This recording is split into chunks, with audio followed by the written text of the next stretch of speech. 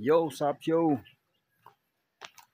Bagong adlaw guys, bagong episode ug bagong lugar atong naabot karon. Asa na pud ni nga lugar ni? Silent Sanctuary.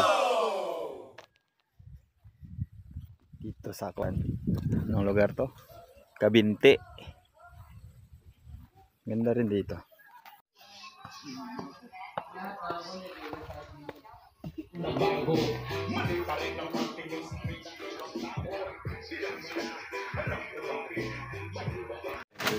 So, this is my friend Adol.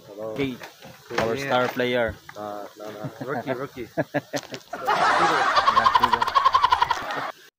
Pag ganin lutas lugar oh, mga idol.